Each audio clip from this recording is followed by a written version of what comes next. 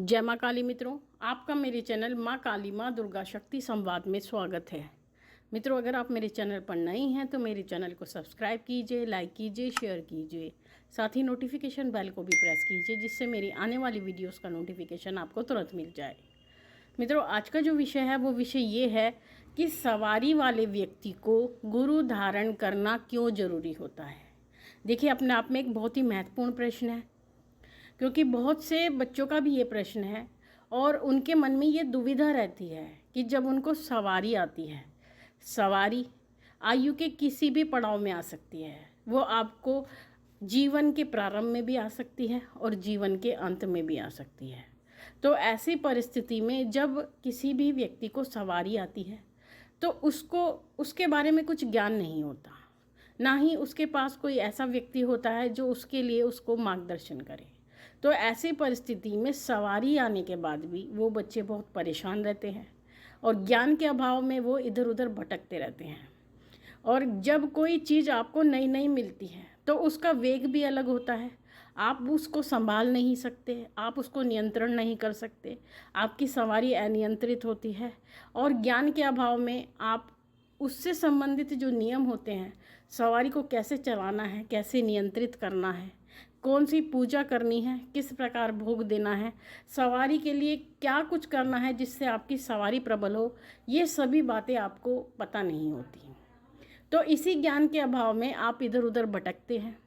और कुछ ऐसे व्यक्ति संसार में होते हैं जो चाहते तो ये हैं, दिखावा तो ये करते हैं कि वो इस संसार का भला करने के लिए बैठे हैं, परोपकार का कार्य करने के लिए बैठे हैं, लेकिन वास्तविक रूप से वो परोपकार न करके लोगों के साथ कुछ न कुछ उल्टा सीधा करते रहते हैं। और अगर आप एक सवारी वाले व्यक्ति हैं और किसी ऐसे व्यक्ति के पास पहुंच जाते हैं जो यही कार्य करते हैं, तो वो क्या करते हैं, आपकी सवारी उतार लेते हैं। जो देवता आपके पास है, जो ऊर्जा आपके पास है, जो शक्तियाँ आपके पास हैं, वो उन शक्तियों को उतार लेते हैं और अपने अधीन कर लेते हैं।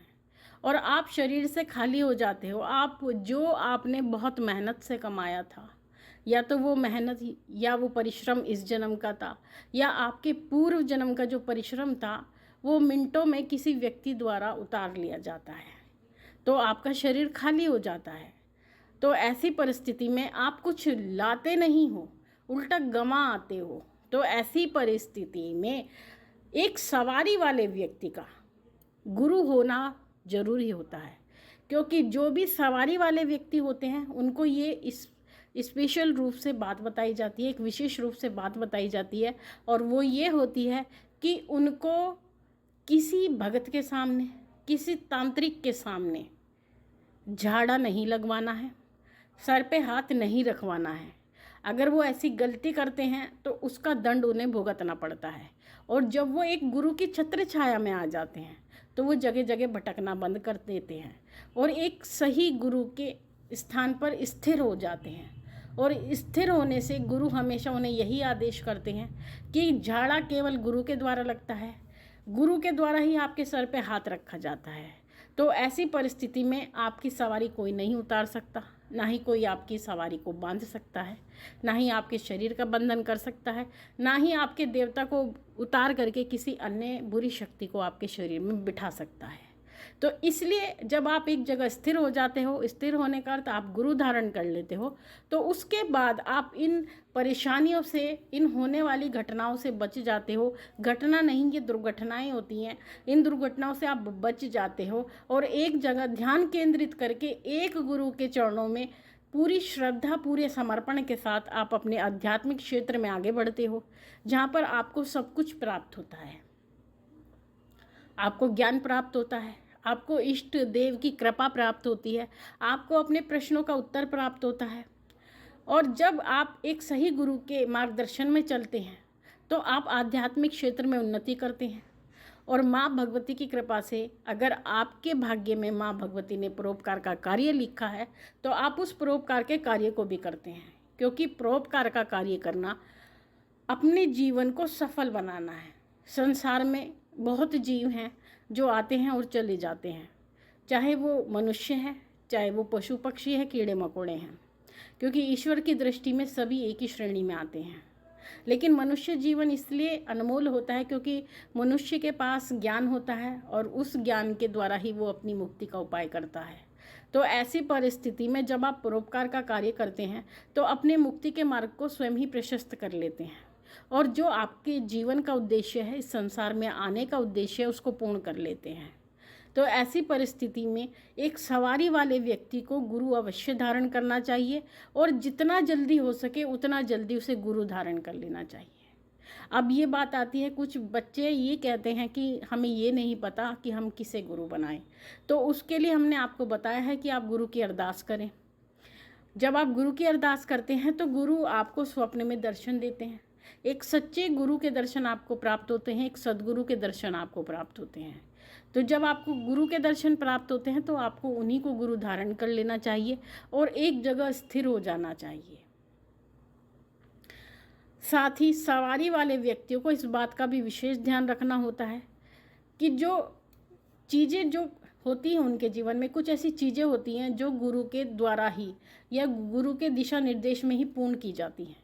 जैसे कि आप बिना गुरु के कोई पूछा नहीं दे सकते, बिना गुरु के आप कोई चौकी दरबार नहीं लगा सकते, बिना गुरु के आप किसी को झाड़ा नहीं लगा सकते, क्योंकि ये सभी कार्य जब भी की जाते हैं जब आप शक्तियों को विराजमान करते हैं। गुरु द्वारा आपको गद्दी पर बिठाया जाता है। बिना गद्दी के, बिना गुरु के आप ये सभी कार्य नहीं कर सकते।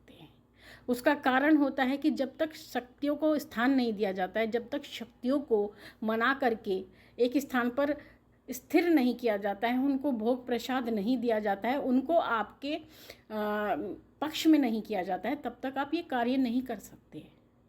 शक्तियाँ अनियंत्रित होती हैं और अनियंत्रित शक्तियाँ आपके अनुसार कार्य नहीं करती हैं। तो इसलिए बिना गुरु के ये सभी कार्य भी संभव नहीं होते हैं। तो आप हाथ होते हुए भी बिना हाथ के होते हैं। तो इसलिए गुरु धारण करना एक सवारी वाले व्यक्ति के लिए बहुत ज़रूरी होता है। और जब आपको माँ भगवती की कृपा से या आपके इष्ट देव की कृपा से ये वरदान मिलता है तो आप इस वरदान का सदुपयोग करें और इधर उधर ना भटकने की बजाय एक जगह स्थिर हो जाएं और गुरु का चुनाव करके जितना जल्दी हो सके आपको गुरु धारण कर लेना है। और गुरु धारण करने के बाद में आपको एक शांति का अनुभव होगा, आपको एक अलग ही भाव आपके अंदर उत्पन्न होंगे। आप गुरु के चरणों में समर्पित हो जाएंगे और गुरु एक वो नौका होती है जो आपको आपके इष्ट तक लेकर जाता है, आपको आपकी मंजिल तक लेकर जाता है। तो वो गुरु रूपी नौका में आपको बहुत जल्दी सवार हो जाना चाहिए और अपने जीवन का जो उद्देश्य है उसको प्राप्त करना चाहिए और सवारी का जो उद्देश्य है उसको भी प्राप्त करना चाहिए। तो गुरु धारण करना जरूरी है सवारी वाले व्यक्तियों के लिए। तो मित्रों, ये थी जानकारी आप सभी के लिए। माँ भगवती से यही प्रार्थना करते हैं कि वो आपके भंडारे भरती रहे, आपकी सभी मनोकामनाओं को पूर्ण करती रहे। आपसे फिर मिलते हैं अपनी अगली वीडियो में। तब तक के लिए जय महाकाली, जय महाकाल।